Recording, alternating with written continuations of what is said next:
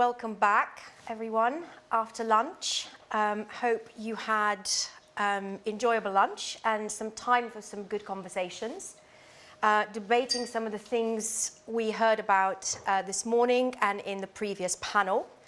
AI was mentioned quite a lot this morning in a few of the plenaries and the role of digitisation. So to delve into that topic a bit more deeply this afternoon, I would like to invite, come in. I would like to invite my colleague Elaine Smith-Gillespie, Proposition Architecture Director at the Carbon Trust, who will be moderating the panel on the role of digitisation and AI in the low-carbon energy transition. So welcome, Elaine, and the panellists. Thank you very much. Julia, please feel free to come to the front. Sit under our names. Excellent. Oh, you don't have to sit in the same order as you know, that's fine. Lovely. Welcome, everyone.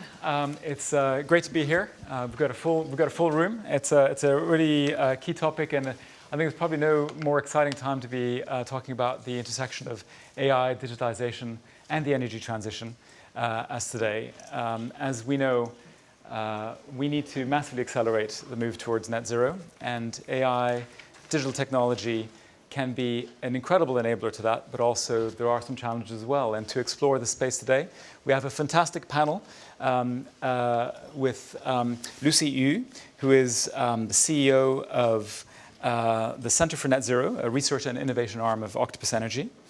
Sana Karagani, Professor of Practice in AI at King's College and an ambassador for Responsible AI UK. And Adam Ellman, Director of Sustainability EMEA at Google. So welcome, panel, and look forward to exploring some of the issues today. The first area I would like to explore is setting the scene a little bit about where do you see AI and digitalization helping to deliver the net zero transition? What do you see as kind of the big topics and how it's been happening to date, I guess. And we'll explore perhaps the future trajectories a little bit later in the conversation. Lucy, perhaps. Yeah, yep, I think you can hear me. So I'll just give two examples from my sector, energy, at a relatively high level, because I think we're going to get into the details later in the discussion. But two examples I want to highlight. One is building very good models for the grid. So at a high level, we're seeing a lot of changes in the energy system. And these changes are on both the supply side and on the demand side. The supply side is driven in part by the fact that we are seeing more generation from variable sources, renewable sources of energy, which are dependent on the weather. So things like the wind and the sun. And therefore, we need to build new models for supply. So to just sort of illustrate that in concrete terms, if you have a large solar farm, for instance, you need to know not just what you've installed there, but you might also want to know things like how sunny it is, how much cloud cover there is, because that will affect the output, and how that cloud cover might dissipate and travel, and what speeds and directions that might happen. So that's on the supply side. On the demand side, the types of changes we're seeing are really very prolific and complex. So we're seeing much more distribution of energy system assets. So this means that even things like electric vehicles start to become have potential to become part of the future energy system. You can think of this as effectively a massive fleet of decentralized batteries that can be moved around.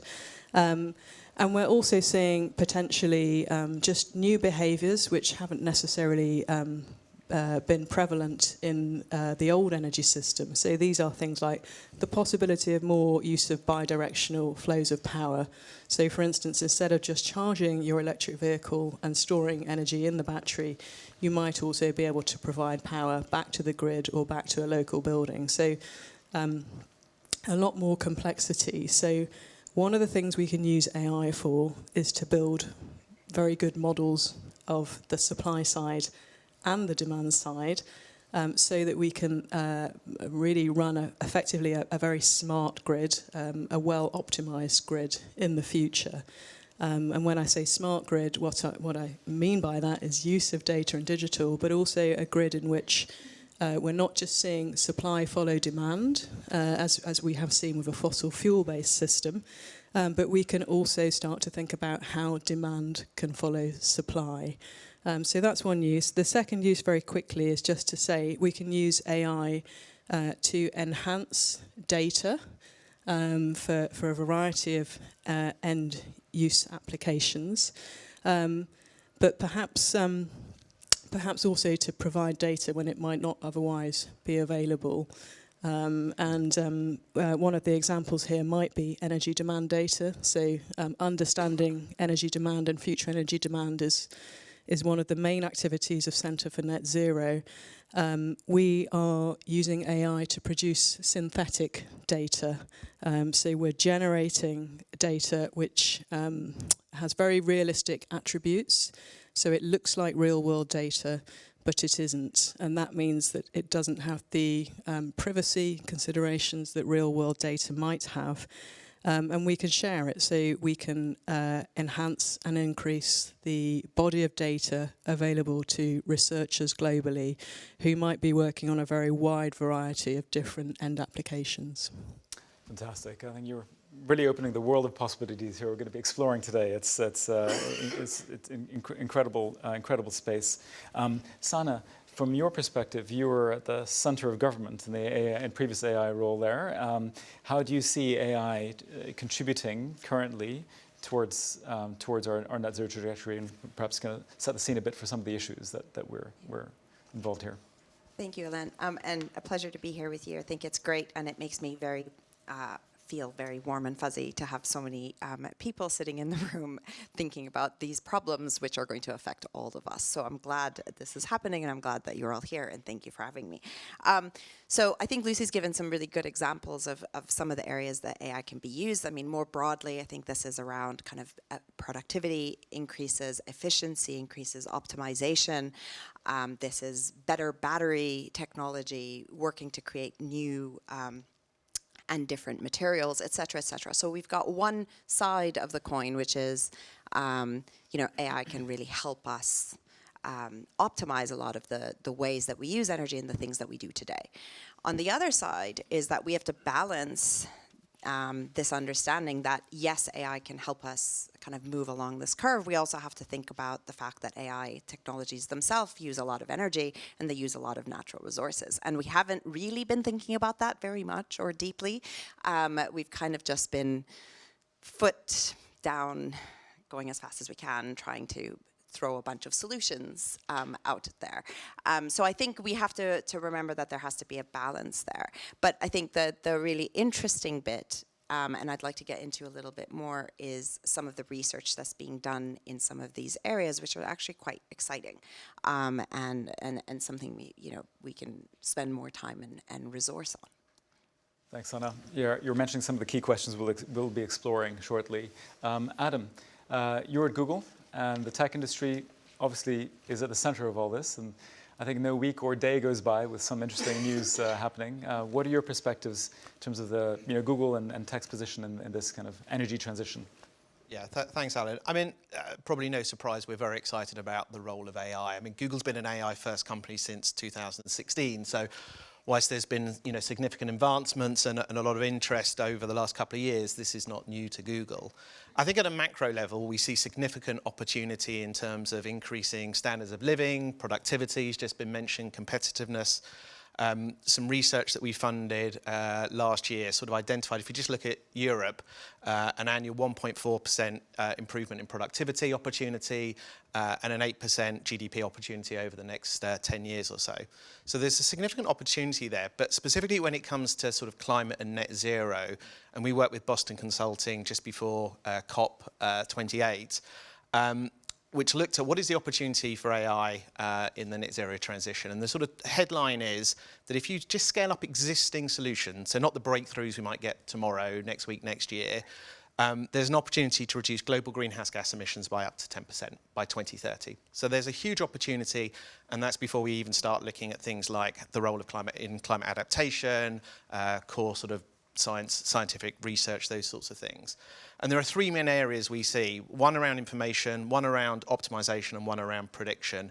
And happy to sort of go into some real world examples of some of those. But that's, you know, we're very excited about the opportunity, and we'll also get onto it as well, but we also need to do this in a responsible way, particularly tackling the sort of environmental impacts that might occur. And so again, happy to talk about some of that.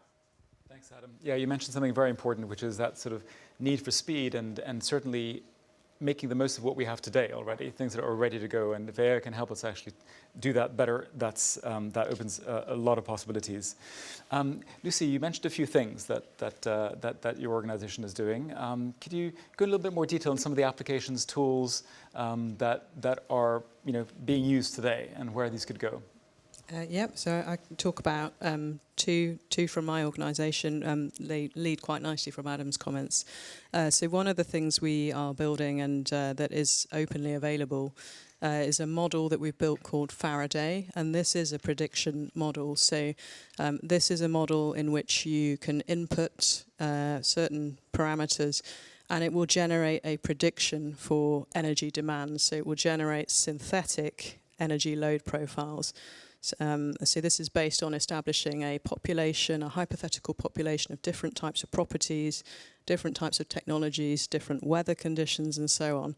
And all of those things are relevant to some degree or other to the amount of energy use by a household. So we have this prediction model. It is available currently as an API, and we have over 100 researchers already around the globe, although the majority of which in the UK, using this to just perform a whole bunch of downstream research, different applications. The model has been trained on real-world data, and we, very importantly, have done some work to ensure that that is a non-biased or a nationally representative data set. So we've done that by validating against aggregated data that the UK Department for Energy publishes. So we know it is a representative model, and that means that can be used for a whole variety of different purposes. Now, we also know that not everybody is necessarily proficient with use of APIs, and some people actually would just like access to effectively to raw data. So one of the things and initiatives that we have also founded with the Linux Foundation, which is a large, a global open source foundation, is something called OpenSynth. So that's short for Open Synthetic Data. And through this initiative, we are sharing some of this synthetic data so that it can be used by anybody who, like I said, maybe doesn't want to work with an API. But we have also shared the algorithm that we use to create our Faraday model. And that means if you're somebody who is interested in how do we produce better models here, you can also start to innovate around that and maybe share your own algorithms. And then finally, we're very aware, and I'm sure this will be part of the later conversation, that if we share a synthetic data set, one of the questions that people may have before they use that data is, how do I know this is trustworthy or reliable or accurate? What are some objective means of evaluating that?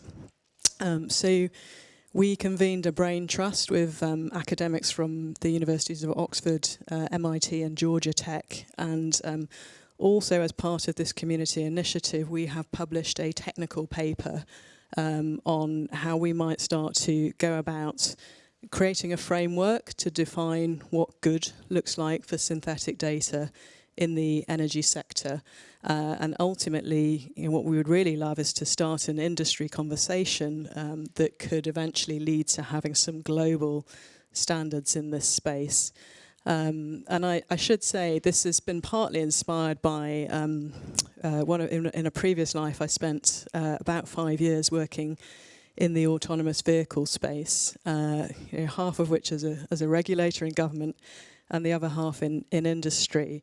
And in that particular application, there is a huge demand for synthetic data to train the autonomous driving systems.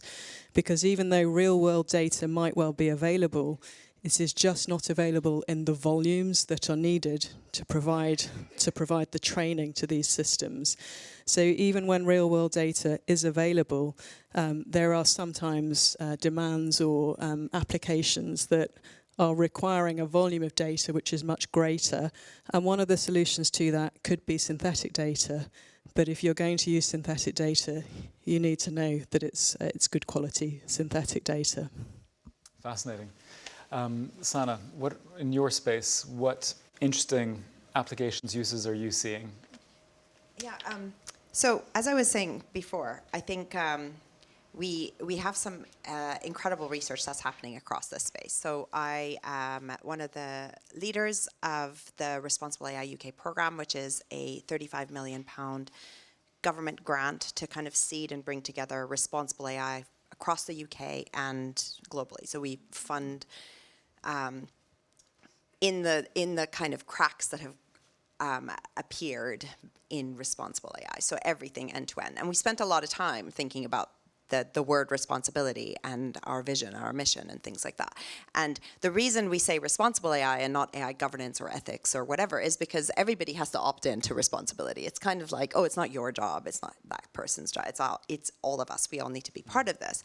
And part of the ethos behind this is kind of interdisciplinary approach to these questions, right? So rather than kind of having academics sitting around thinking through this themselves, it's about bringing everyone to the table. So everybody from government policymakers, regulators, the academics, industry, and the public to kind of try and figure out what some of these challenges are and then what the research around it should be. And along with Responsible AI UK, the government also has other initiatives where they've been funding various things. So there have been AI centers for doctoral training. So this is about kind of bringing students from interdisciplinary approaches into AI. And then there are kind of these things called AI hubs. And within them, and you can find all this information out on the Responsible AI UK website. But within them, there are many institutions that have grouped together. And within that, they have postdocs and researchers and individuals who are doing some really cool research around the big questions that we've been speaking about. So everything from synthetic data all the way to kind of sustainability and forestry and fishing and so on. And then things that are directly relevant to AI and the grid and energy and materials, etc. I thought, in order to bring some of this to life, I will read out a few of the kind of research that they're doing because I think it's really exciting and can spark some interest. And I may have a call to action for you later, but for now, watch this space. So one of the, I'll just kind of read these out, and I'm going to have to look down because this is research, so it's complicated. So I've written it down so I don't get it wrong.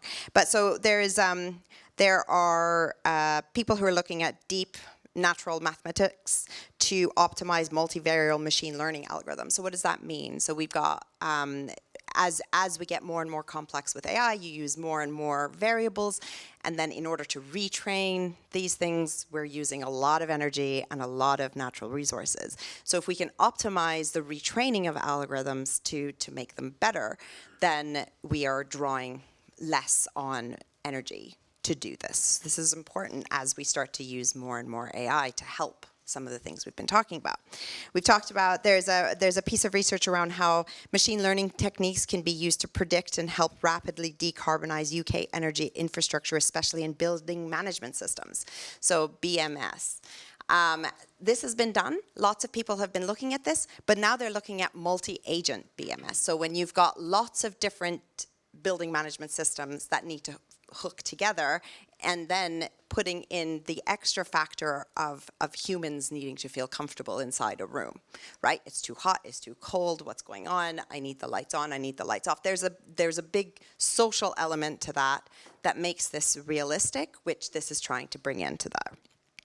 And then there's one around neuromorphic solutions to overcome the limitation of edge computing, which we need to help with the increased computational and energy costs and demands of centralized computing.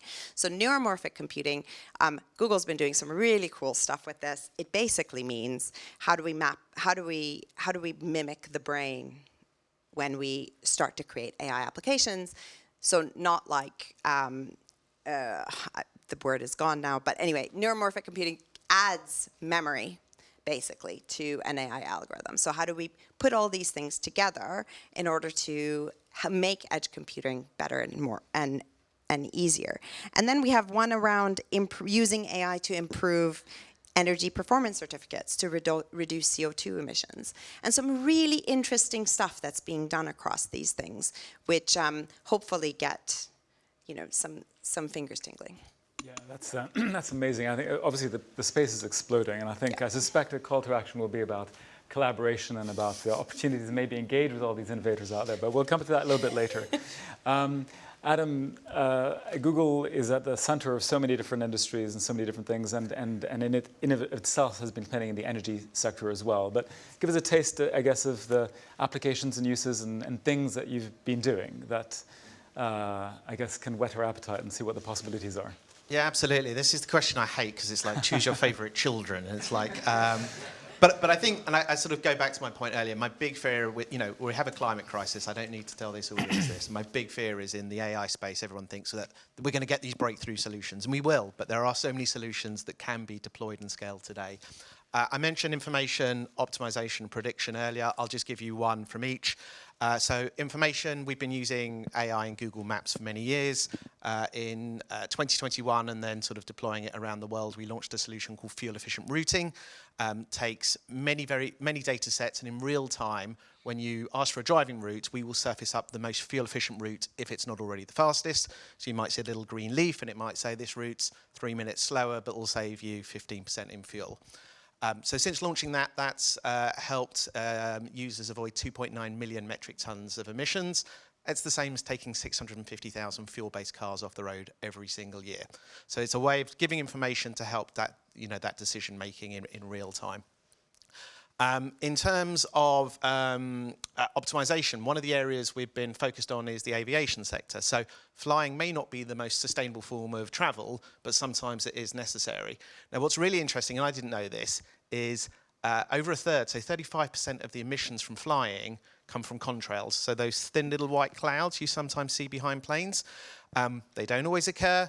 Sometimes they do occur, and we've been using geospatial data plus AI to try and figure out and predict when and optimize flights for that. And we've been doing this in the real world. We partnered with American Airlines. We tested it across numerous flights, and we were able to show for the first time ever that you can avoid contrails, and we reduced them by 54%. So that's a huge impact. Now, all the other things the aviation sector needs to do in terms of sustainable aviation fuel, more efficient planes, absolutely important. They're going to take a long time and come with a huge cost. This is something that we're operating today, and we're working with airlines around the world. We're working with Eurocontrols here in Europe. So we're really excited about that. And then in prediction, and prediction's I think really important because, again, been talking a lot about reducing emissions, but actually we know we need to adapt to this changing climate. And we've been doing this in lots of spaces, from wildfires and hurricanes. But one of the areas we've been focused on for a long time is in terms of flooding, particularly riverine flooding. And we've been working this for a number of years, and as the technologies improve, we've been able to expand. And we now are able to predict riverine flooding accurately up to 7 days in advance in 100 countries around the world, covering where 700 million people live. And what's really interesting is when we initially launched this, it was generally in those parts of the world where the data was good, global north.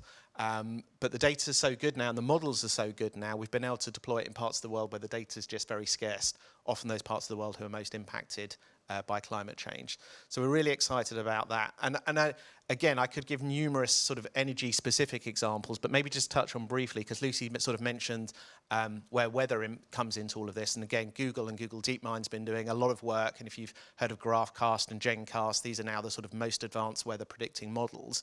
we're seeing how we can apply that to the energy space. So we've been looking at wind energy. We've been working with partners, but we also have a very large fleet ourselves, and we can predict wind output up to 36 hours in advance. That's helping to dispatch wind energy to the grid more efficiently. For our own fleet, it improved the value of that wind by 20% because we can deploy it much more efficiently. So there's huge different applications for how these technologies can be used.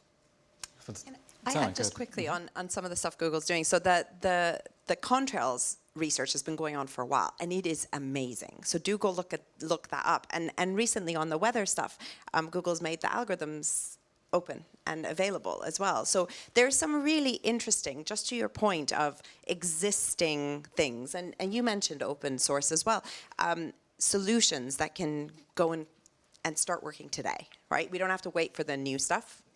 We can get it going now. Yeah, fascinating. And we're going to look a little bit later on about how all this can contribute to, I guess, a fair and just transition and some of the issues that are inside there. I think one of the aspects here, of course, in this conference is how are the applications relevant to all parts of the world? So it'd be interesting to think about that as we discuss. But before we go into that, I'd like to touch on I guess, what might be considered the underbelly or other side of the coin of the whole AI, and which is the potential impacts that this has in terms of, we're all, I think, pretty aware about the energy demands and needs and resource needs. And can you talk a little bit about what are the, from your different perspectives, what are the valid challenges that we think that we need to be aware of? And in particular, how do we make sure that players in this system are putting the effort and attention to where it needs to be to address those, whether it be policymakers or others in the system? Maybe Sana, perhaps you can kick us off on that one. Thanks, Len. So I think we are just at the cusp of kind of the adoption of AI across most of our industries. There was a McKinsey research paper that said more than 3/4 of companies worldwide have now used ChatGPT at least once. This is a technology that is just basically 2 years old now, and people have used it at least once. So we don't have a killer app yet that's going to like move us up. But once we have that, and once people are feeling a bit more comfortable about how this embeds inside their companies, et cetera, we're going to move up that adoption curve really, really quickly. And then some of the kind of research that's being done around the effects and the needs and how energy hungry and how resource hungry these technologies are will kind of we'll really be faced with that, right? And there's been some research done about how much water, for example, is being used to cool data centers every time you use ChatGPT, right? And there's a lot of questions about whether or not this is accurate. How accurate is it? Is it good enough? We need to do more research. That's fine and good. The kind of TLDR on this is that there is some, and it's not a little. It's a lot, right? So I think we do need to be thinking quite carefully about what journey we're on and how we're going to address that. And then companies are obviously reporting on their carbon emissions, but they're not really talking about a lot of the other kind of natural resources that they're using as they go through kind of developing AI and creating more and more frontier AI. For example, water use again. We have some companies that'll talk about being water neutral, but what they don't say is whether or not the water that they're taking in one place is being put back in the same place. It generally is being put back, but in a different place. And these, it took us a while to kind of find this out, and then we named it ethics washing and greenwashing and whatever. I don't want us to go through that whole thing again. We need to understand what's happening today, so that as we go up this curve, and we are being pushed up this curve, right? The AI action plan by the UK government a couple of weeks ago is all about the adoption of AI across the economy. The Prime Minister has literally mandated every Secretary of State to go out and think about where they can use AI for efficiency across the economy. So we are being pushed up this curve. So now is the time to start thinking about what are the ways we can address some of these things, and what are the questions from a policy and regulatory perspective, do we want all companies to be answering and accounting for? Yeah, interesting. We're really just at the cusp of this and the demand that's coming from this. And there are wide-ranging views as to the energy demand of AI, and there's little resets along the way, I guess, that technology will have. But what's your perspective, Adam, from Google's view, I guess, around this challenge? Sana made some really good points about the need to approach this in a really mature way and with transparency and with eyes wide open. How do we approach that concern? What's your perspective?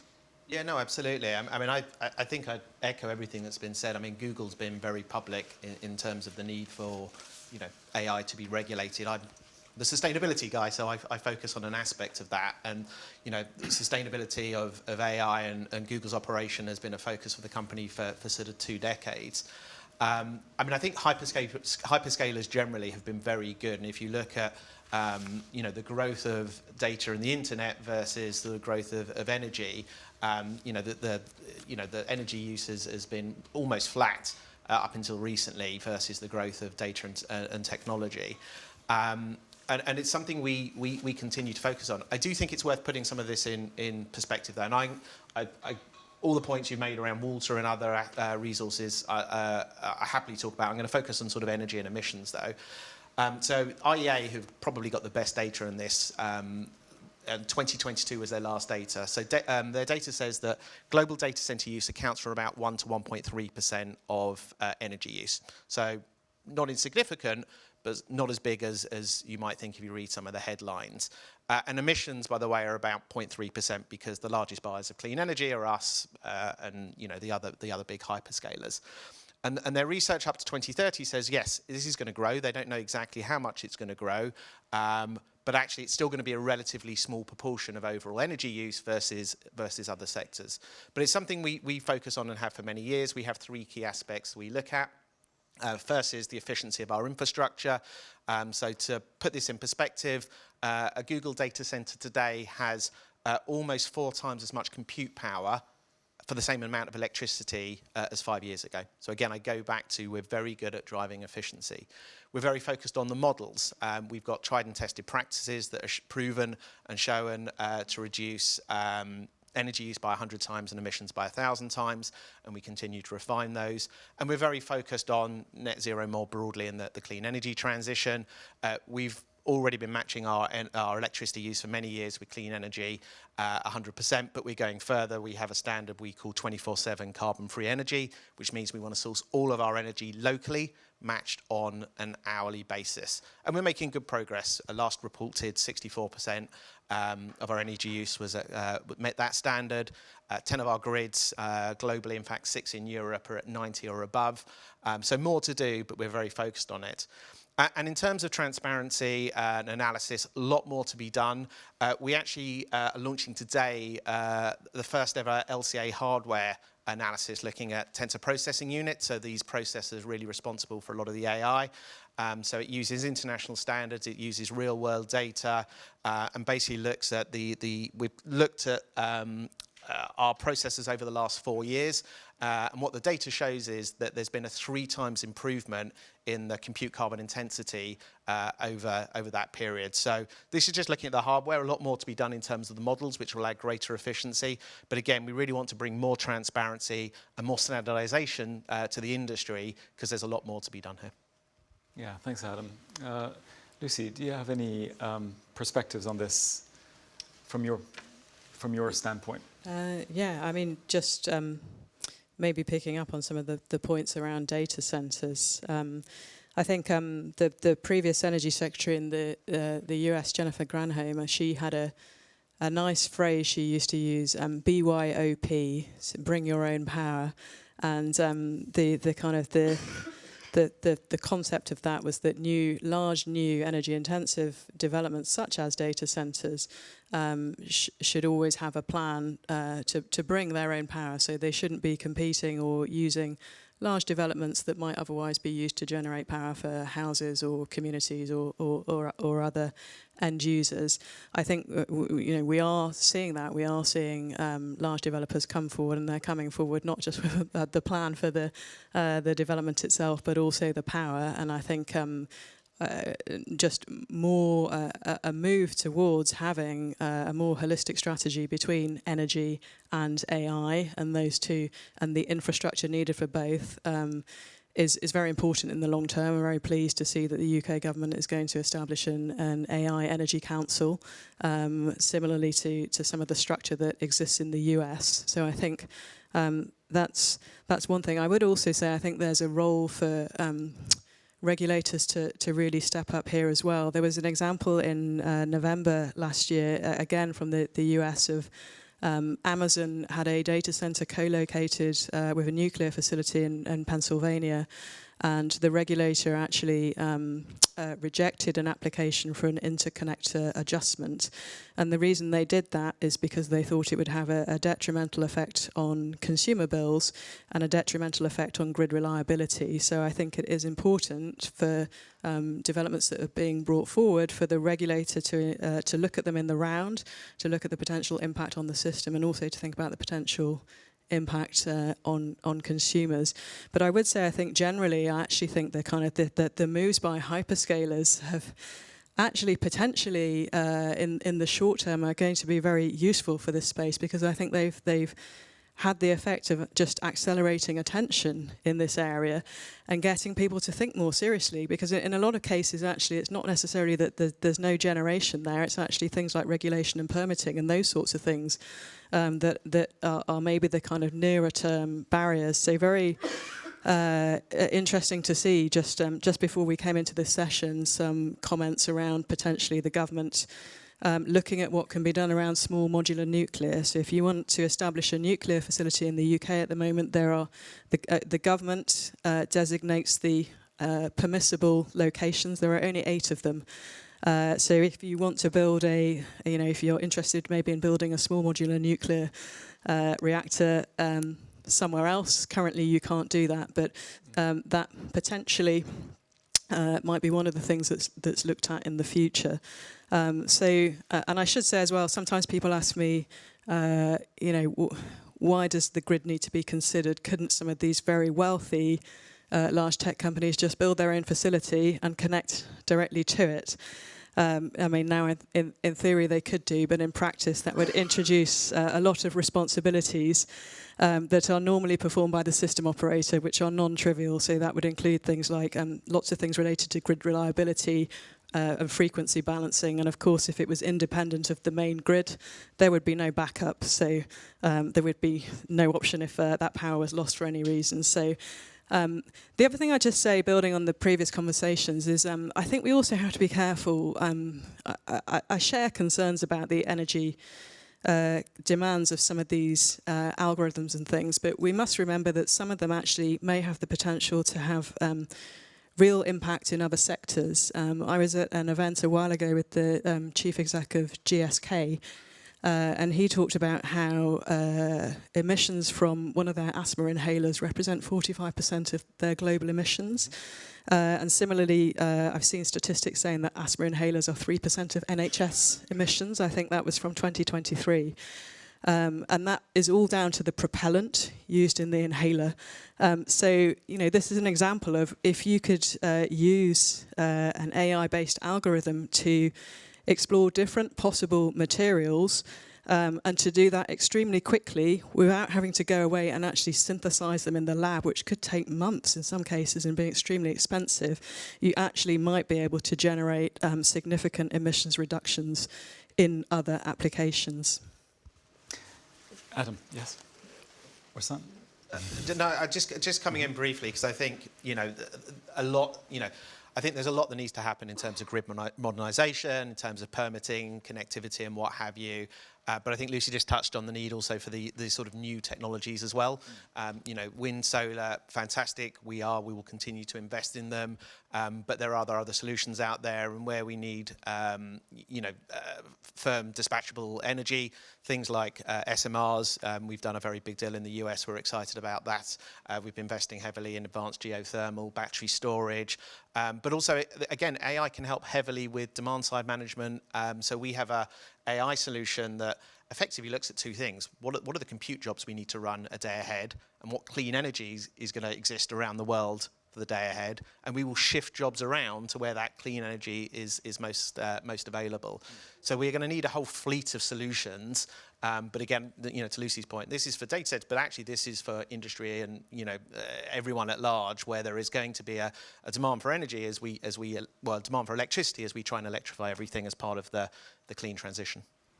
Just a very quick point here. So we've seen in the last year, I think both Microsoft and Google change their ability to hit net zero because of the work that they've been doing on AI, right? And like this is like, and they have been both thinking about using nuclear and trying to kind of advance themselves in making it much more efficient and coming up with all sorts of ways of doing this. And I'm the first to say that Google is incredibly responsible in the way that they approach these things. And we're the first beyond anyone else to look at their data centers and reduce energy by 40%, which was, you know, using AI to do that and stuff like that.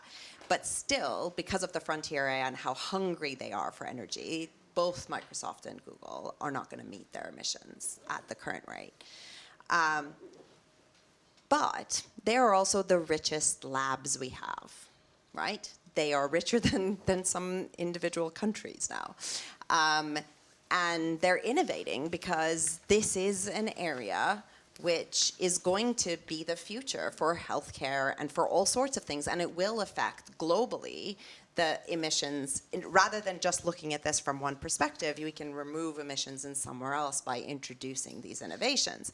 And I think that is something to kind of give us all hope. So yes, these headlines exist, and yes, they are true, but actually it's also causing innovation. It's also meaning that government and regulators are thinking more carefully about some of the regulations they have in place and thinking about how they can innovate to allow some of these new forms of energy to come online, which from my perspective is the right thing. Now, we do have a hurdle to get through, but you know, that innovation is happening, and that's great. And the UK has always been the leader in this space. Yeah, and that's a really interesting space to explore, which is how does the ecosystem, how do policymakers engage with industry to, I guess, design in and avoid that big challenge that we're looking at. And it seems like it's a question of also timeframes, right? AI in this space, tech space, is just moving so quickly.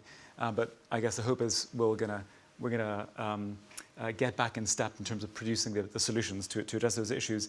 And of course, not looking at this narrowly in terms of our space here. There's wide, incredible overspill benefits for the rest of the economy. And it will become pervasive, won't it? Along those lines of impact, how do you think AI can contribute towards a better, more just, more fair transition? What are the issues that we need to be conscious of? How are these being tackled? What are perhaps some of the unanswered questions still? Perhaps Lucy, back to you. Yeah, I mean, I have talked a lot about modelling, energy systems modelling, and understanding future supply and future demand. I think, I mean, in the energy space, one of the applications of our demand prediction modelling is for people to understand the distributional impacts of different policies. So to plug our data into maybe their own model. And to really understand, you know, how do different policies that might or might not yet have been enacted, how do they affect different customers? What does the distributional impact look like? So I think that's one example that comes to mind immediately. Yeah, really interesting. Sana, what have you encountered? There's a whole host of questions that haven't been answered. I mean, there are whole swathes of the earth that do not participate in this conversation at all. So like the Global South, for example. And and so, you know, we do have to think about that. So there is, just before the session we were talking about, there have been a couple of AI summits. So we started one off here in the UK called the Bletchley Summit. It was in Bletchley Park. And global leaders came together and talked about AI safety, and they signed a declaration to say that they want to get the best out of these technologies and mitigate against the worst. And everyone came to the table, including the US and China, so it was a big deal. There was another one that happened in South Korea, and then this week, there's one kicking off in Paris. So at the end of this week, there will be some pre-events, and then over the weekend, there will be a public event all down the Champs-Elysees, and then Monday and Tuesday, over 90 countries have been invited. Now, who knows how many will show up, but 90 countries have been invited to this thing. And as of last night, J.D. Vance, the vice president of the US, has decided that he's going to be there on his first international trip. Now, the AI summit in Paris is going to be all about this question around kind of sustainability and climate, and it's around diversity. I will leave you to think on that yourself about that and the previous sentence I just made. But anyway, those are the focus of this summit. So it's broadened out the conversation around AI, and it is literally addressing exactly these questions, which is, how do we involve the rest of the world? How do we democratize the use of AI? How do we start to ask some of these more difficult questions? On top of this, the UN has last year came out with a report called Governing AI for Humanity. It's a very, very good report that was commissioned by the Secretary General, and it had AI experts from across the world sitting on this, and they looked at this question as well, and they came up with things such as, you know, maybe we should all put some money into a fund, right? Innovative things like that. But anyway, the point is, there are some really interesting bits of thinking that are happening globally, and then organized, you know, in countries to try to start to address some of this, which is, there is definitely, you know, we sit in the middle of a point in time where we can either make this chasm between the North and South much greater, or we can start thinking about it responsibly and say, how do we kind of go down this journey together? Now, whether that's on climate, whether that's on data, whether that's on diversity, whatever your perspective may be, we are at this cusp where we can start to make some of these decisions and make them together. And I'm quite optimistic that at least we're asking the questions and we're addressing them. Now, they're hard, but, you know, we've got people coming to the table, so let's go. Let's see what happens. It'll be interesting to hear the discussions around the table. You'll give us a lowdown when you come back from that conference. I think you're going to that one as well, aren't you, Adam? I will be there, yes. very low down the pecking order, but I'll be there, yes. Google is a huge global company, and you work across many different geographies and encounter this issue, I guess, in many different flavors and perspectives and situations. What's your view around that fair and just transition? It's a really important question. If I may, just before I answer that, if I just go back to the point earlier around the sort of net zero targets, and again, I can only speak for Google. So we have a 2030 net zero target, Scope 1, Scope 2, and Scope 3 emissions, so hugely ambitious. We still remain absolutely dedicated to that target, and that's why we're driving the innovation we are. It's hard. We like hard challenges, but we remain dedicated to that target. Google's mission is to organise the world's information, make it universally accessible and useful. And so, you know, your question is to the heart of this. And multiple ways I can answer it. I think importantly, one of them is just around access to information. And so, you know, again, we're thinking about this from a sustainability perspective. So whether that is, you know, how do you get information about air quality where you are? How do you get information about access to government grants? Whether it's you're thinking about, again, it depends where you know, there's obviously a sort of income piece here, but if you're thinking of investing in electric vehicles or a heat pump, these are quite complex. How can we help you on that journey? So there's a lot we're trying to do in terms of information. There's a lot we're trying to do in terms of these solutions. I mentioned some of them earlier in terms of flood forecasting. We're working very very much on air quality. But again, also important to not think this is about taking solutions from the global north and then taking it to other parts of the world. You know, we've opened an AI development center in Ghana, and that's coming up with amazing solutions, which we're then bringing to the global north. And then it's everything from how do we think about new types of energy deals where there's community benefit as well. So there's all sorts of different ways to think about it, but it's fundamental to everything we think about because, as I say, we want everyone to benefit from what AI can deliver. Fantastic, thanks, Adam. And we could actually talk for another hour or more the rest of the day on this topic. But in the closing minute or so, I'd like to ask each of you to, if you could give us in about 40 seconds, if that's possible, what your call to action is, I guess, to the audience here. You know, we want people to come away from this with really new ideas, discussions, conversations, things that they'll take away and do something about. So perhaps starting with you, Lucy, what's kind of your call to action to whoever they may be in the audience? Gosh, yeah, I don't know who's in the audience. I chair a government-funded group on AI for decarbonisation, and we met very recently, and I think we have a call which relates to data. We like to see critical national data. So we have a critical national infrastructure in this country, and we are in the process of establishing a national data library. We'd love to have a framework by which we can understand data sets or broad areas of data which are economically and environmentally important data. Because if we can agree some criteria to identify those data sets, then we can start to think about what can we do to ensure that they are made accessible, provided there's obviously no security concerns or anything like that, to get them out there. Because the AI Opportunities Action Plan that was mentioned, I think there's some great stuff in there. One of the commitments is to release 5 data sets, but I think we do need a framework that we're thinking about this very strategically, and we're coming up with some actions to prioritise how we make that available to innovators and other end users. So fantastic. I could say a lot more on that, but we're writing a paper, so watch this space. Excellent, excellent, great. So data, making that available and being able to use it. Sana? Well, there's not going to be a surprise about what I'm going to say. If any of what I said around the kind of research that the researchers across universities are doing, and if you have any interest in that work or any specific question that your company is facing that you would like to partner with universities to answer, please get in touch. I will point you in the right direction. There's lots and lots of interest in this, and this is, incredibly intelligent people looking at very complicated and worthy solutions.